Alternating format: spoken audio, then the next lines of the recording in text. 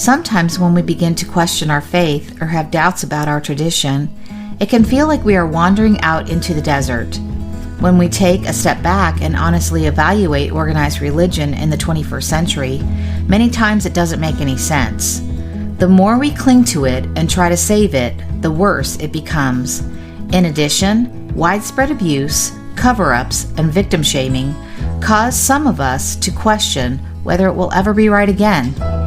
The Desert Sanctuary was created by Karl and Laura Forehand. It consists of a podcast, a blog, along with Karl and Laura's writing. We're happy you're here. Welcome to the show.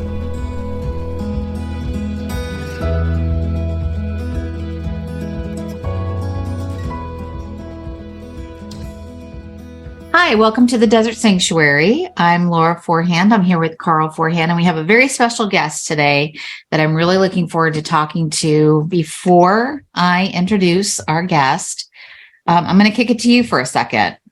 Yeah, I think it'll probably be too late by the time this comes out on Wednesday, but the book is still on sale. Out in the Desert is still on sale for 99 cents. And it's still at number 4. And I don't know how that happens and how it's still up in the top 10, but it has been for over 2 months now. Yeah. So we want you to keep reading that and sharing it with your friends. We want to keep that conversation going. There's another book coming out in November, a few more books coming out about deconstructing. A book we were involved with called, I can't ever get the title right. Deconstructed. Parenting Deconstructed is also coming out in November. So there's several books coming out about deconstruction and this journey that we're all on. So we want to keep the conversation going. Even among those writing those books, nobody necessarily agrees totally with each other, like we talked about this morning, but we're excited that the conversation is still going on. Right. And that's what's important. Right. It's all about having good conversation around these things. For sure. Yeah.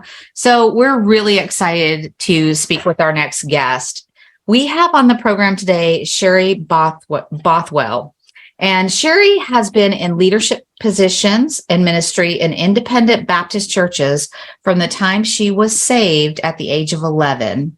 She and her husband planted a church after leaving the independent fundamental Baptist denomination due to waking up to the spiritual abuse they both suffered from the pulpit to the pew all their lives.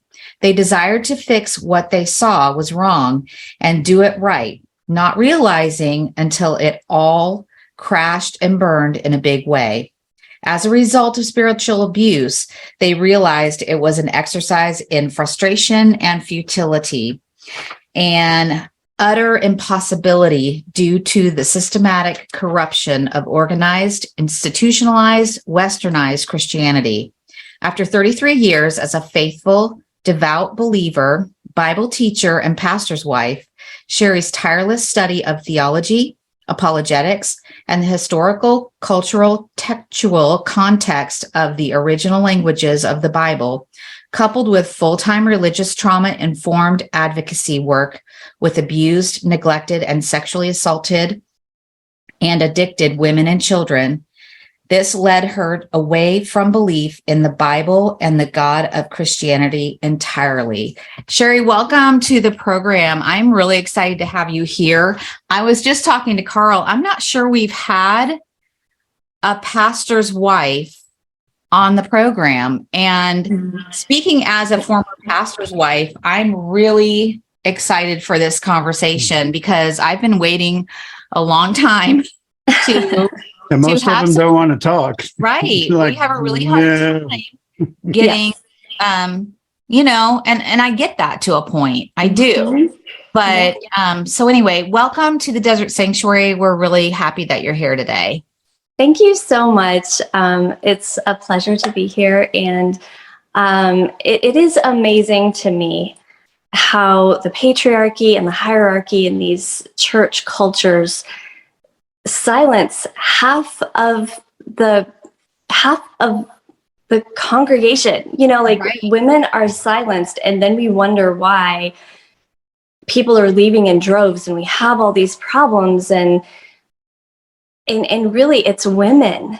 In my experience, it is the women who are pointing out a lot of times the inconsistencies, the contradictions, the unfairness of the system, the injustice, really, of so much that goes on within Christianity and churches of all denominations that teach and preach these views of roles in marriage between men and women and this hierarchy, this really the patriarchy.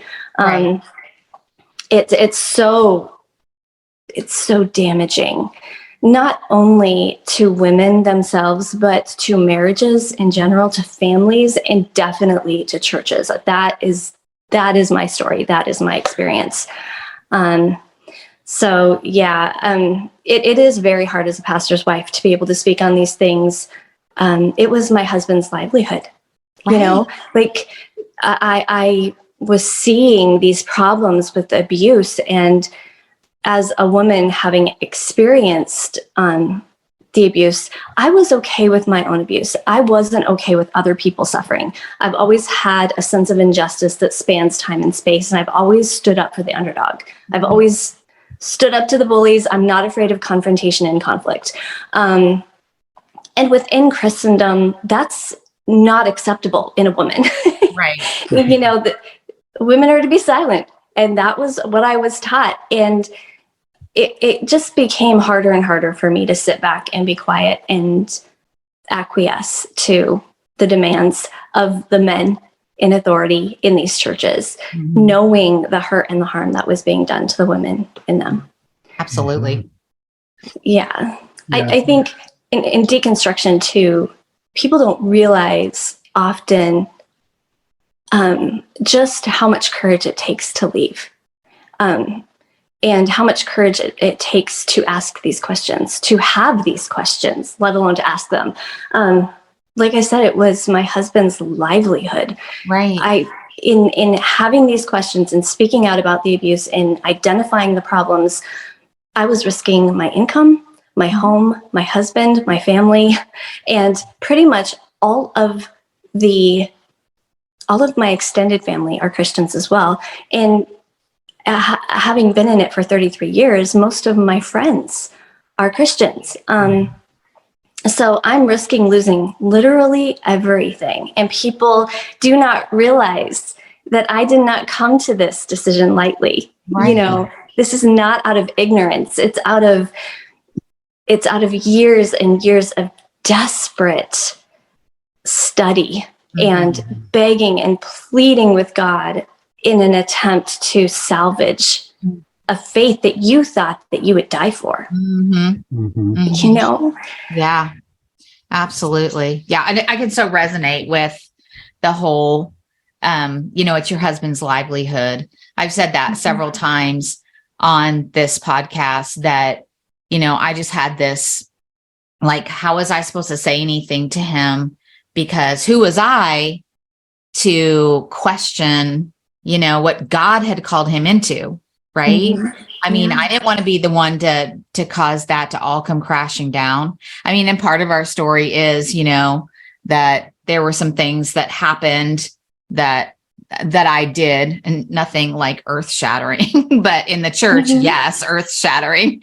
So, but that kind of caused his ministry to come into question. But yes, I totally resonate with what you're saying, because I too felt that same way. And because of that, you suffer in, well, at least I did. I'll speak for myself. I suffered in silence for a very long time. I was not happy going to church. I was not happy, coming home and talking about church stuff. I mean, because so I just kind of suffered in silence, which is not a really healthy place to be, either personally or in the confines of a marriage. So, Exactly. So anyway, I'm really resonating with what you're saying, even, in your intro. So yeah, no, it is unbelievable, the hurt and the harm that men get away with in the name of God and the Bible within these churches. And they don't even realize it. Like, my husband is an amazing, incredible man, but these beliefs made him be a not good person. Because in order to live up to this idea of Christian masculinity, he had to be something that he's not, which was a really strong leader. In these churches, it's taught that if the men can't lead their wives and their children, then how are they going to lead a church? And so when you are in these high power, dynamic hierarchy systems that demand, when people are used to that type of leadership, and somebody else comes in who is very gentle and has a very quiet spirit, it feels like there's even more pressure on these good guys to be like these bad guys in order to be considered masculine in these Christian circles. And to me, my husband is the ultimate of masculine whole people. Just as an individual, aside from his beliefs, he's an amazing, amazing person. He's very outspoken when it's necessary, but he's also very quiet, and he's a great listener. Like, he's just an amazing person.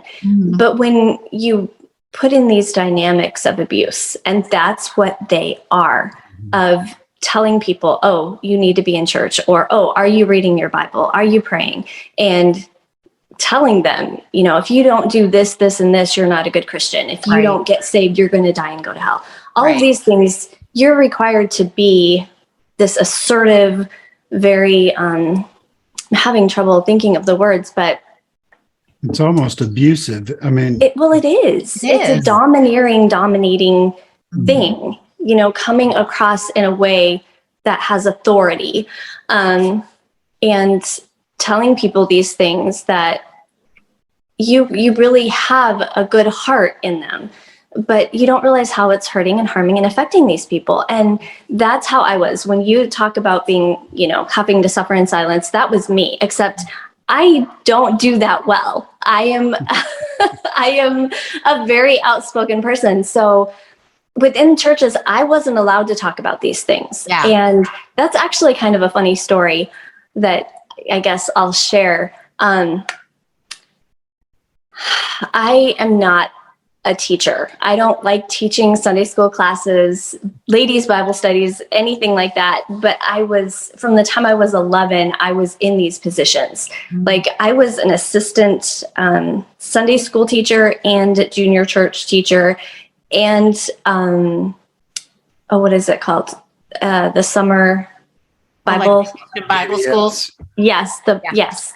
I was the teacher for the younger kids from the time I was 11, especially when I was 13. When I was 13, I had a class of 5 and 6 year olds by myself.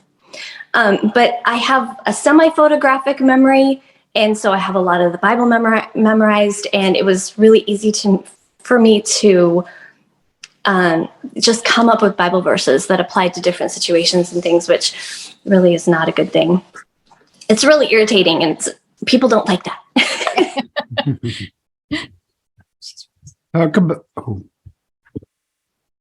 But it was these situations because I get to the lesson or whatever, and just impressed the adults in my life who didn't have that ability. And so they put me in these positions to teach. But then as I got older and I got in more and more legalistic churches, that changed. And I went to Fairhaven Baptist Bible College, which was a terrible, terrible school. And they are very big on hierarchy, roles between men and women being silent in marriages, not just in churches, in marriages.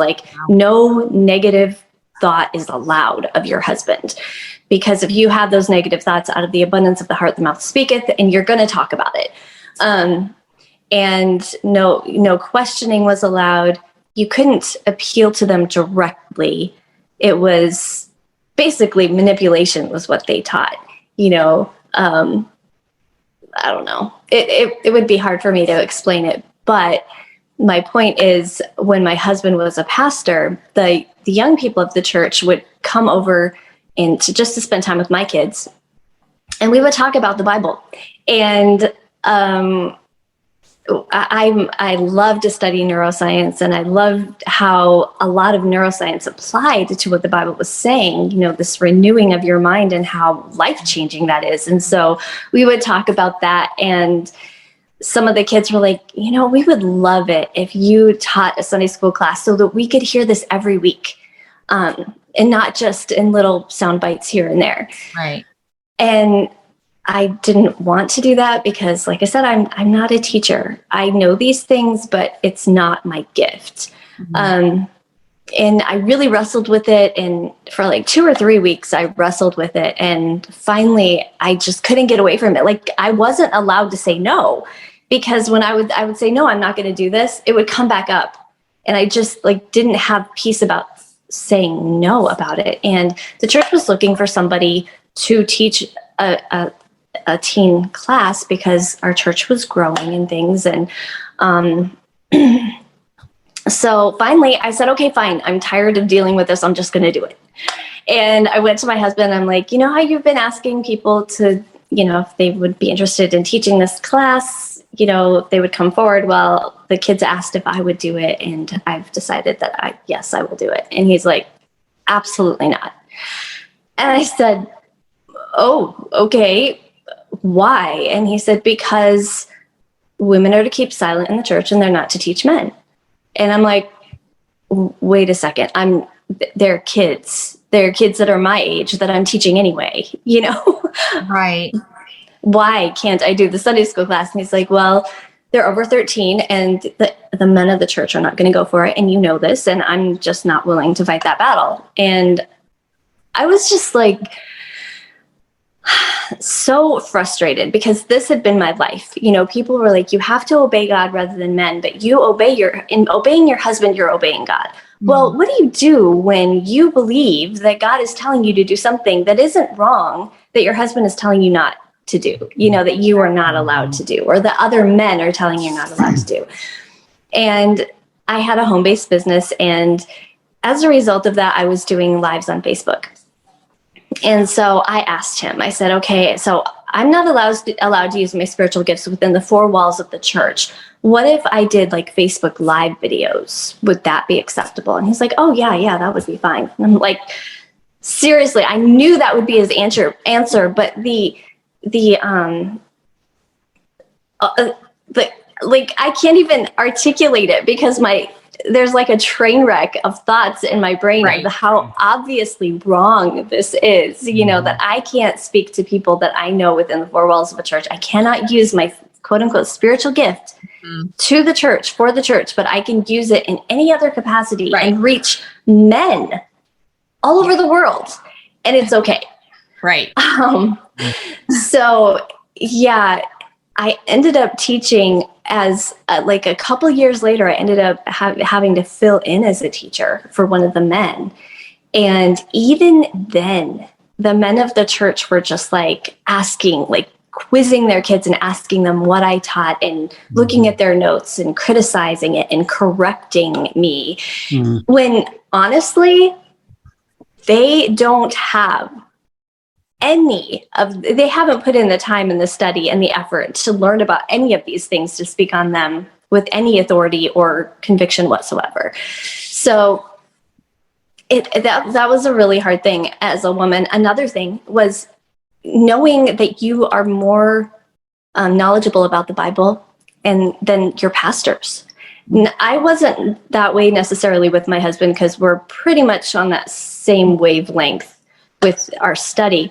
But the church we were in before my husband became a pastor, I would sit there and just incredulity, like at how ignorant this pastor was. And he was getting up there saying all these things with great authority as if he was the be all end all of, knowing what this passage was about. And he didn't have a clue. Like he was flying by the seat of his pants. I could tell that he hadn't put in 2 seconds of study, and it was just appalling to me. And as a woman, I had to sit there and I had to take it and I had to just be quiet about it. And toward the end, I stopped doing that. I would just raise my hand and say, what about this verse? And what about that verse? And what does this mean?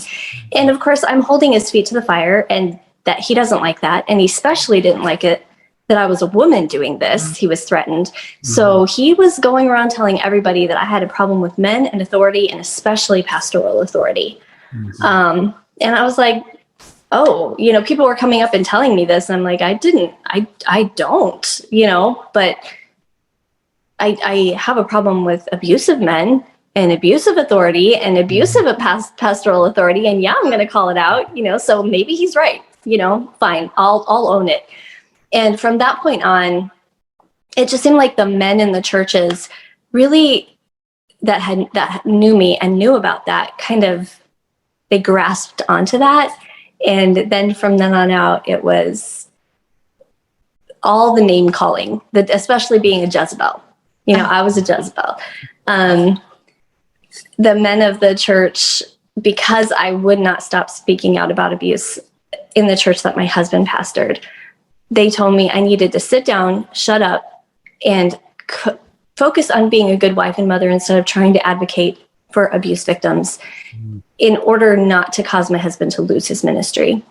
And they said that I was a new age feminist Jezebel that needed a good spanking, and they wondered who would be man enough to give it to me. Oh my gosh. Wow. And this was said in a church setting. The spanking part was just said to my husband, but the rest of it was announced to the whole church. They said they didn't want me influencing their wives and their daughters, that I wasn't a good role model, and that, I wasn't being a good wife and mother, basically. And they just have this way of finding the parts of your life that mean the most to you, that, and they zero in on that, and that's where they attack. Yep. And it's not even true. None of what they said was true. I didn't even know what a feminist was, really. I mean, I'd heard of them, but I didn't know. And then I started looking into it, and I'm like, you know what? I think this is a good idea. I think I will be a feminist. And I called myself a Jesus feminist for a long time. Yeah. Because he empowered women. Right. Yeah. So so you're independent fundamentalist Baptists. We were Southern Baptists for part of our 20 years as a pastor and wife. And, it comes out recently that Southern Baptists were covering up a bunch of sexual abuse. There is some physical abuse and other types of direct kind of abuse. But, a lot of people tell us when we start to speak out against the church, they'll say, I'm sorry that's your experience, but our experience is different than that. And, what we talk about a lot is that systemic type of abuse that happens, whether it's because of theology or whatever. Can you speak to some of those things? Because I know, isn't part of your story that you went from that IFB to maybe other types of churches? And what did you find there? Can you kind of flesh that out for us in your story? Well, I was in independent fundamental Baptist churches up until my husband became a pastor. And then we were just considered just a Baptist church. We were not identified with the independent fundamental Baptist because we were trying to get away from the legalism. But really, there wasn't that much of a difference. Not enough to make any significant difference. But my extended family was Catholic, and I'm friends with lots of Pentecostal charismatic people and a lot of non-denominational Christians. But in this area, there's a lot of Lutherans and Methodists. So I have friends of all different faiths and practices, and I really studied a lot of these different denominations. And essentially, in essentials, there is no difference when you get down really to the bones of what Christianity is and what Christians believe. It's based upon abusive teachings. So it stands to reason that the results of that are going to be, the fruit of that is going to be abuse. So if you believe, for instance, that people are created inherently evil, they're born this way. And whether you believe in eternal conscious torment or annihilation or whatever, if you believe that that God created you this way, number one, that a perfect God created imperfect beings. Like how and why? You know, if he's sovereign, the only answer is he had this sadistic desire to see the suffering that would ensue, that he knew would ensue in creating man this way and knowing what their choice was going to be. Mm-hmm. He deliberately put a tree in the garden with the man and told him not to eat of it. Mm-hmm. That would give him knowledge of good and evil and contained fruit, none of which Right. are inherently evil. Mm-hmm. And now we're commanded to be knowledgeable and have wisdom and to be like God. Mm-hmm. And that was his reason not to have them eat of the tree of the knowledge of good and evil. Mm. So there's just so many contradictions and things. And then you have the tree of life over here that nobody wants to talk about. They were not created eternal beings. So he said that in the day thereof, that they ate thereof, they would surely die, and they didn't. So essentially, the devil did not lie. The devil told them the truth, that you will not die. Your eyes will be open and you will be like God, to know good and evil. He told them the truth. It was God who lied, because he said that in the day that they ate thereof, they would surely die, and they didn't die spiritually and they didn't die physically. Mm-hmm. Because if this is a spiritual death of which people are speaking, then the tree of life would be redundant. Like, why was the tree of life there? If they ate of the tree of life, they would live forever. Mm. So they were bound to die naturally anyway. They didn't die that day. They did eventually die.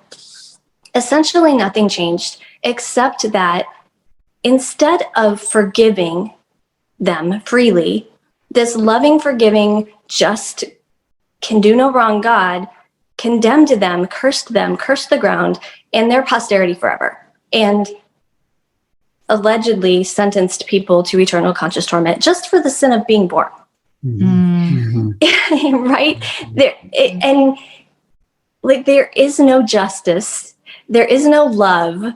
And really, the thing that was the crux of the issue for me was realizing that the only thing that would induce God not to send me to eternal conscious torment was the innocent blood of a human sacrifice in the form of his own innocent son, which is the epitome of injustice in every way. And so, I mean, as an 11-year-old, I hadn't done anything worthy of punishment, let alone my death or the death of an innocent on my behalf. The worst thing that I ever did was I told a lie, and my mom made me walk across town and apologize to the kid that I lied about, which I was happy to do because I felt so bad that I had done this thing, you know, and I didn't know who God was. I didn't know anything about the Bible at that point. I was like 6 or 7 years old. And like, I certainly had not done anything worthy of eternal conscious torment. And I was loath to believe, to know that an innocent man loved me so much that he was willing to die such a horrific death to appease the wrath of his father and keep him from throwing me into this place of eternal conscious torment. Like, as an 11-year-old, I have no choice but to believe that what the adults in my life are telling me is true. Right. So this is child abuse. I absolutely believe beyond a shadow of a doubt that this is child abuse. And I have 5 kids of my own that I taught this to. So I don't say that lightly. Right. It was traumatic. The idea of eternal conscious torment was traumatic, let alone hearing in vivid detail what Jesus allegedly had to suffer on my behalf. I can't even articulate the trauma that created in me as a very sensitive child with a very strong sense of justice and injustice. And from that time on, I saw contradictions, but like, I didn't even know what to do with that. And so regardless of what denomination it is, these views are abusive.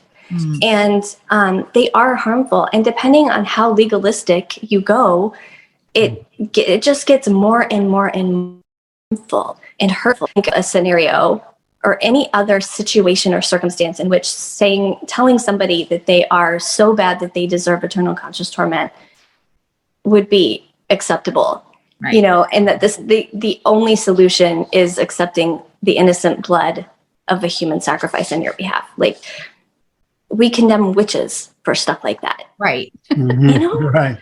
Yeah. Oh, man.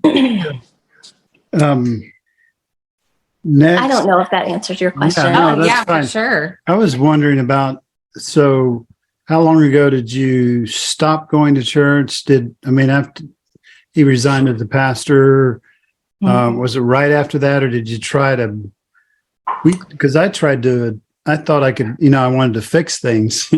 And so Yes. I thought about, I hung out at Brian Zahn's church actually for 2 years until we had too many fights on the way home because someone was done. I was done. And I was still I freely admit it. trying. I'm pretty loyal, Yes. How long, after that did you pull away, and can you describe that?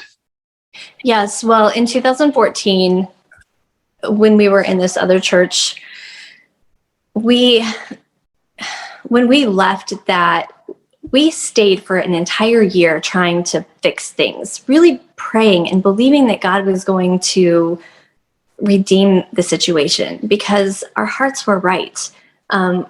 We were very, looking back, I can't think of anything that we did that I have regrets about because we were so focused on praying and doing the right thing and having the right spirit and, the right attitude and handling it in a way that would be loving and forgiving and create the healing that needed to take place in the situation. But instead, it just got exponentially worse. And nothing that we could do was fixing it. And we had a friend, we were staying because of our kids. So we moved here from Montana. And after we moved here, my husband's family moved here. So his sister and her husband and their 5 kids came from Nebraska. And then his mom and dad and his brother, and then his other sister and her entire family moved here from Iowa. Wow. So everybody was going to this church, and his youngest sister and her husband had kind of taken over as the assistant pastor, which was our unofficial role. They were officially the assistant pastor in this church. So that kind of threw a whole different dynamic into it. And they were taught that their job as an assistant pastor was to assist the pastor in to believe him and to support him no matter what everybody else was saying. Like, that was their job description. So when we were coming out saying, he's being dishonest, like blatantly dishonest about a lot of things, they believed that we were the ones who were lying. Right. And they doubled down and they supported the pastor. So when we left, we wanted to stay for the sake of our kids because they loved having them as youth leaders. They were very close with all the kids.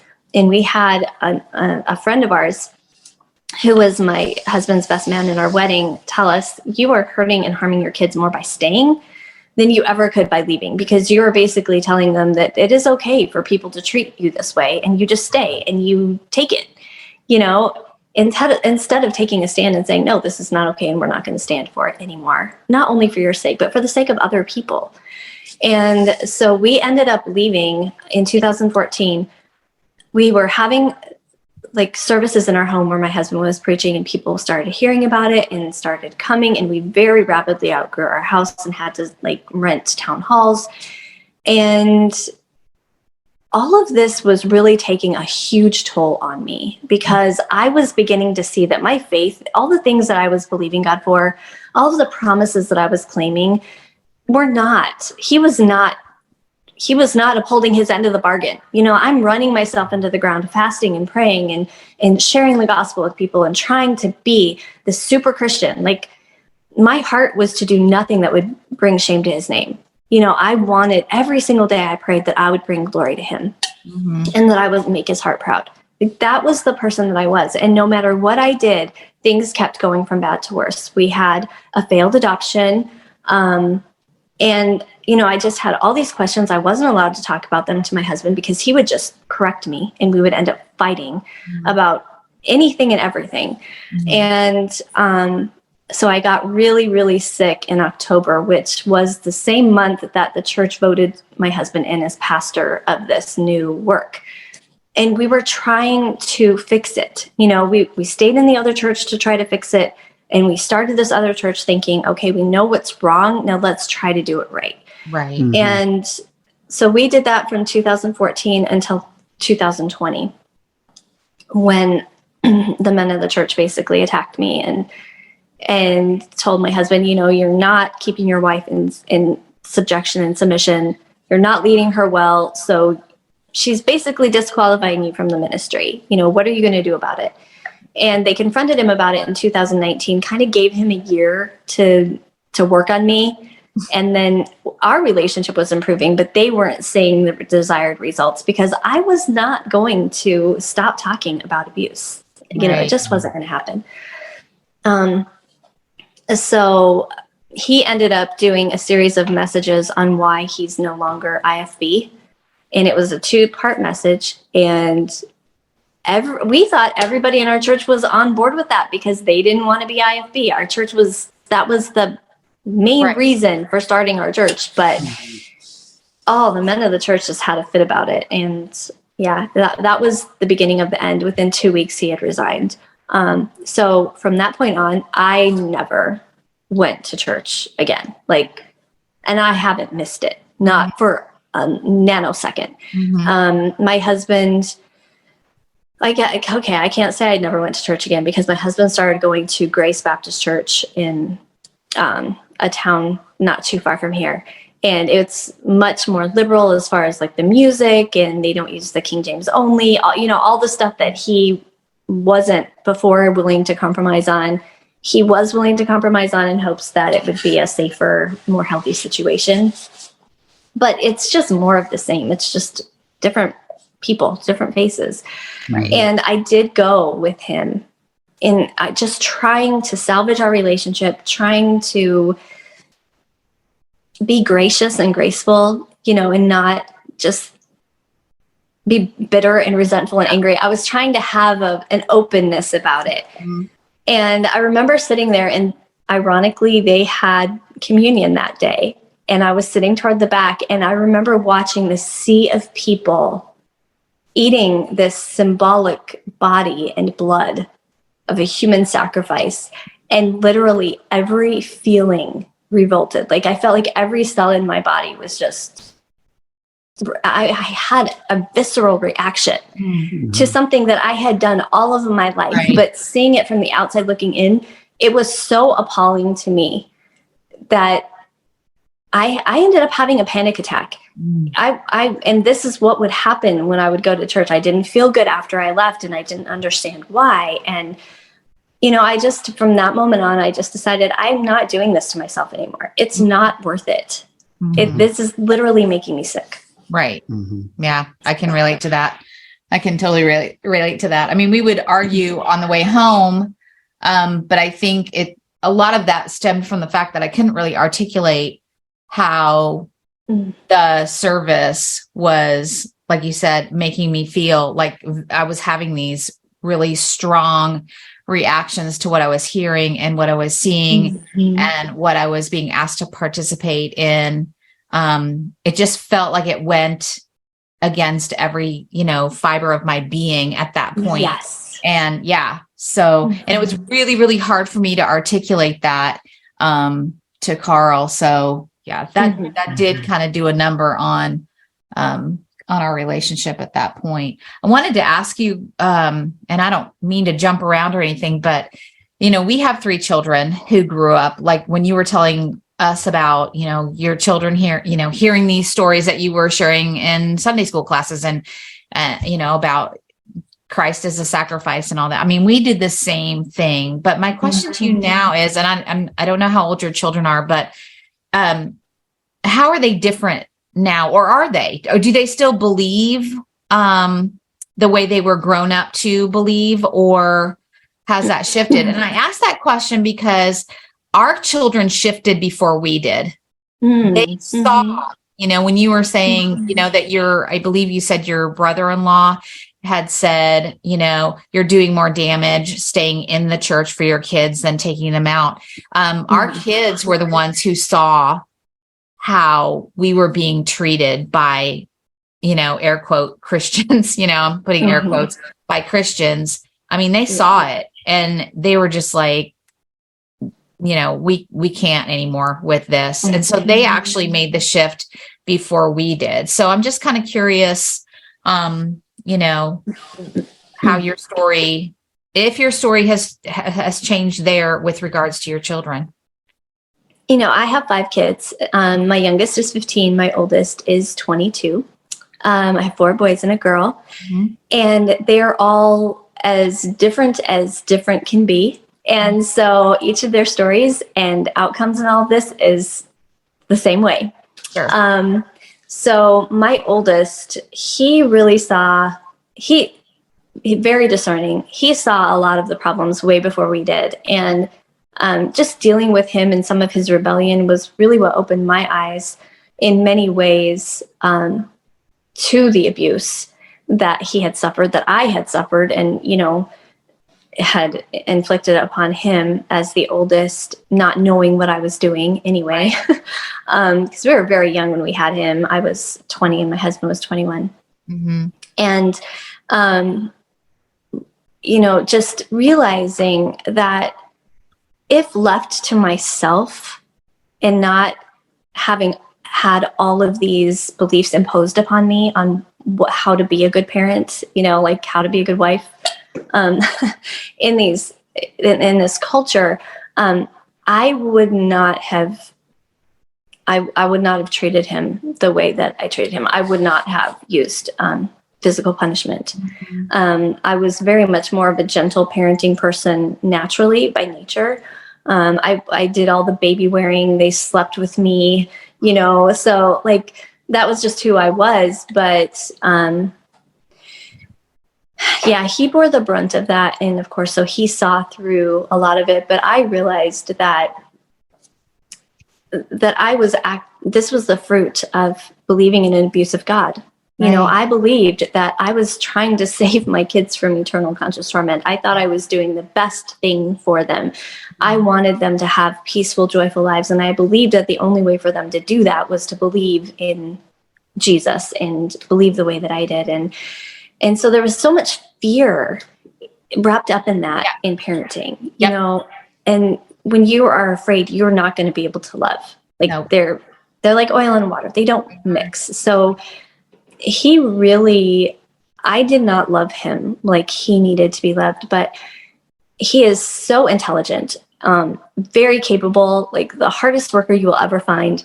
And just as smart as a whip. And so, now as an adult, he doesn't go to church. I don't really know where his beliefs are because he doesn't trust me enough to talk to me about it, which I totally understand. But he doesn't believe in marriage. He doesn't want to have any kids.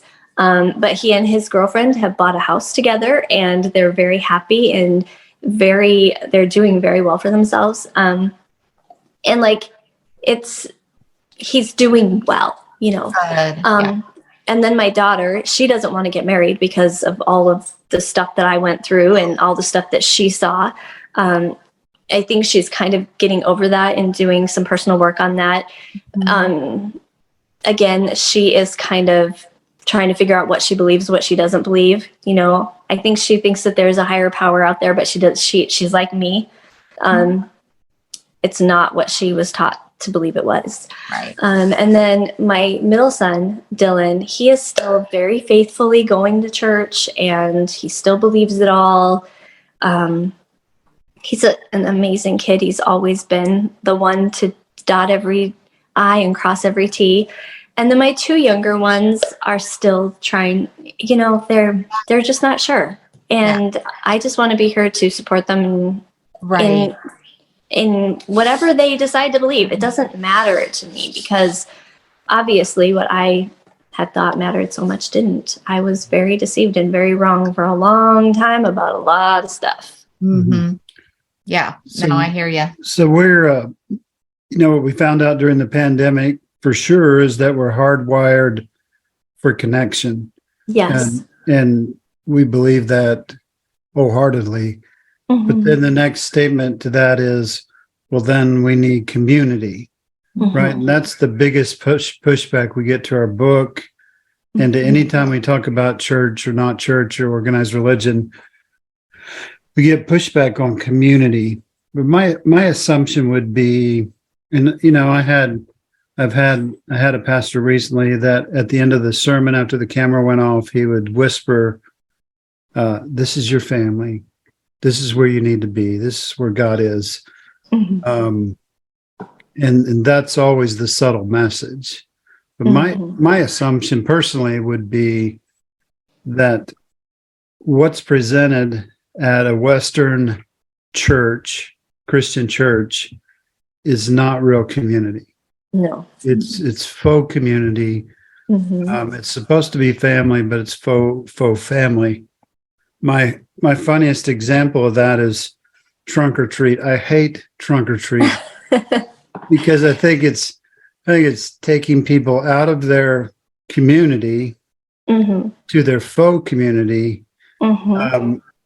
So a clergy person can supervise your Halloween, and right.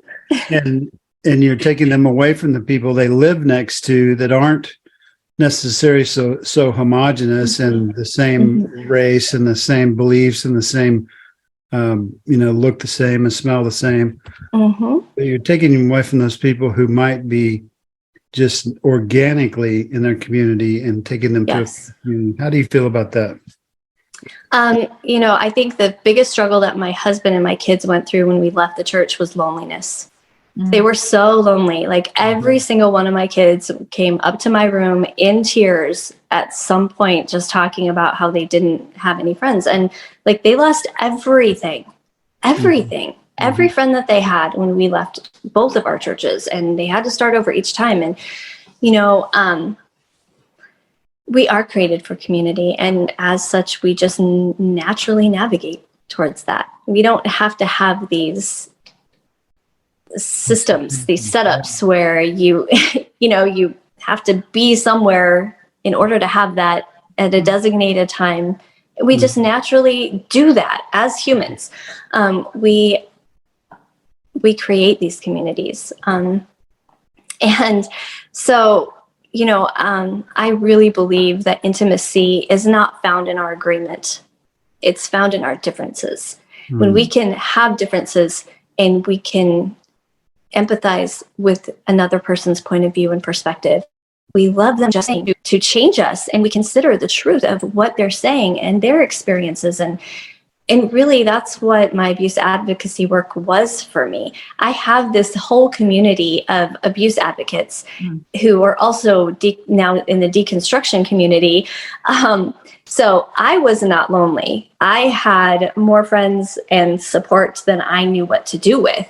But I was okay with it being virtual, with it being online. And like that's very real. It's still very legitimate, especially when you're going through a pandemic and that's the only choice that you have. You begin to see that this is really valuable, that this is real. And it's just as much filling that need as in human, in-person fellowship and community would be.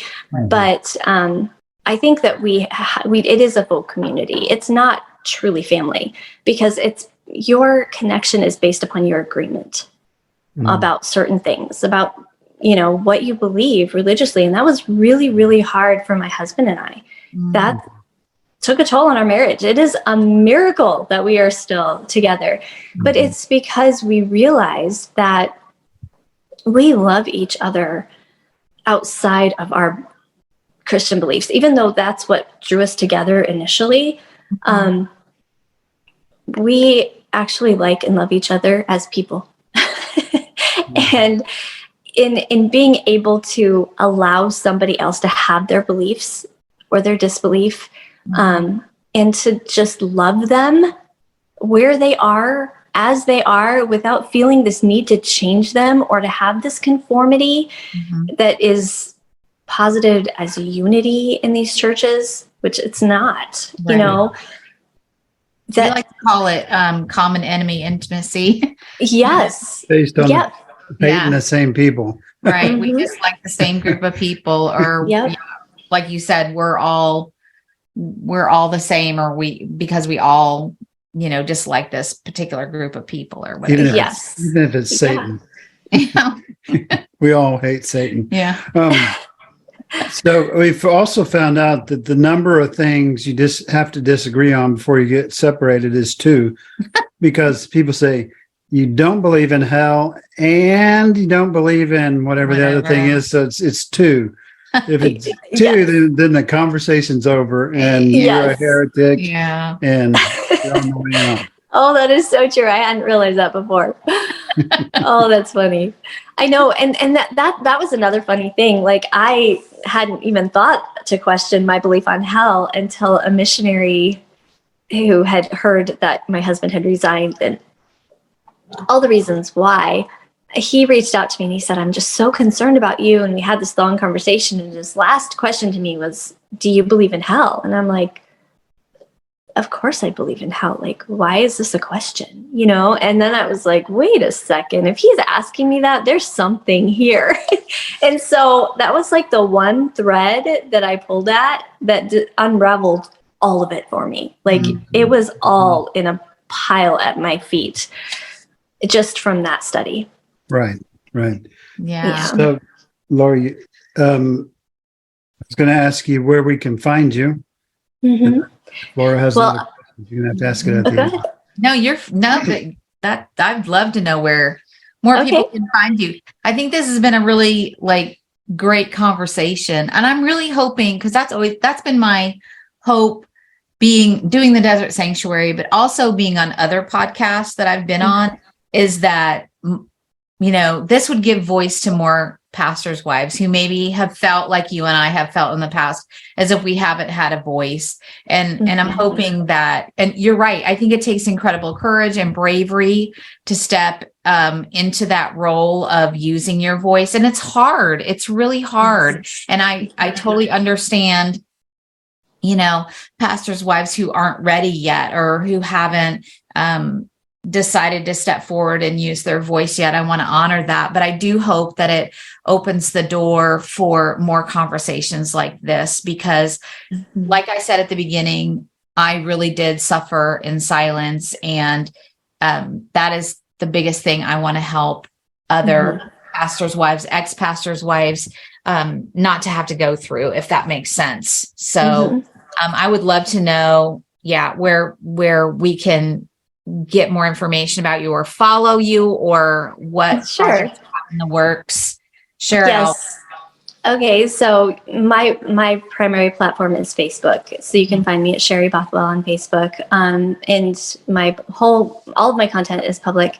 And I'm also on Instagram, and I'm also on TikTok. That has been a very healing, fun thing for me to do. And it's all just my name, Sherri Bothwell. Actually, I think on Instagram, it's Mrs. Mom to Many.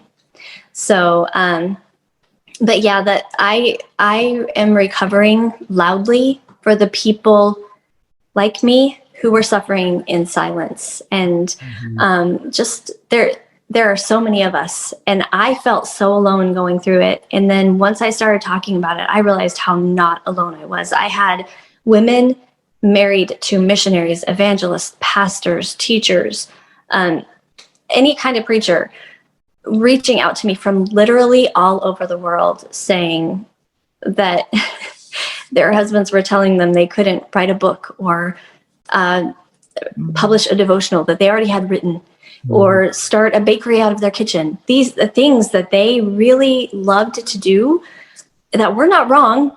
Their husbands were just saying no because they wanted them to focus on being a good wife and mother and homeschooling or whatever it was that they were doing. They're afraid. Yes. And really, like I said before, it seems to me that it's the women who are rising up, who are saying, I'm taking my voice back. I'm taking my power back on behalf of myself for my healing, because that's how I heal. but also on behalf of all the other women who are disempowered and who are still being silenced.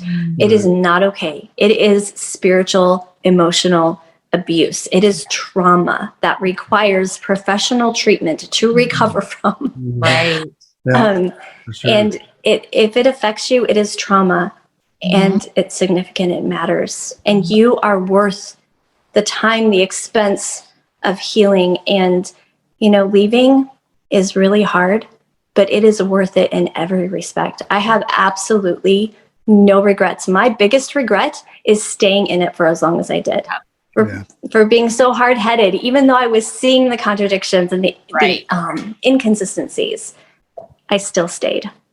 I just thought, who was I to question? You know what I mean? Like, I totally resonate with everything you just said there.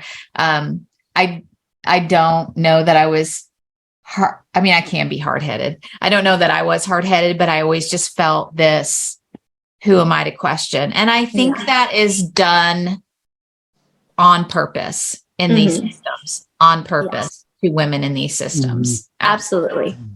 No question about it, because it's all about power. And that's the problem. Everybody's like, well, you have to have a head in a marriage because otherwise it's just going to be chaos and anarchy. I'm like, I remember hearing for yourself, that is not true. Like, in what way do you need a man to tell you what to do? You don't need a man to be in power over you any more than your husband needs you to be in power over him. You're both adults. Right. And you start to just get down to the nitty gritty and asking these basic questions of, why do we have this hierarchy in churches? Why, do we have this hierarchy in marriages? And they realize how dumb it is.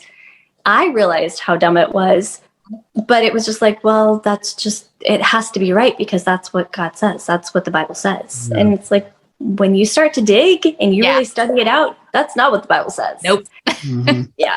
I heard a pastor, there's a famous evangelical pastor, I can't think of his name, but he basically said, and it's been on TikTok, and a lot of people have, what do you call it, zipped it in, or what's the word? I don't know. Pulled it into their video and commented on it. But he said, as your pastor, even if I make a mistake, you still have to listen to me, because I'm appointed to be your leader. Even if you're right and I make a mistake, you still have to listen to me. Yep. And that's about the size of it right there. Right. Absolutely. So, anyway, ladies and gentlemen, Sherri Bothwell. It's so good to meet you. Thanks for coming on. You. Oh, you too. Thank you so much for the opportunity. I appreciate it. Yes, I'll definitely be following you. So I don't do TikTok yet. I don't know. Now, between the couple of podcasts that we've done, I may have to do TikTok, but definitely Instagram and Facebook. I'm looking forward to hearing and seeing more of your content. Great. Sounds good. Thank you so much. Thank you. Thank you for being here. Thank you for joining us today on the Desert Sanctuary. We hope you find who you are as you embark on your own journey. For all of us here at the Desert Sanctuary, be who you are, be where you are, and be at peace.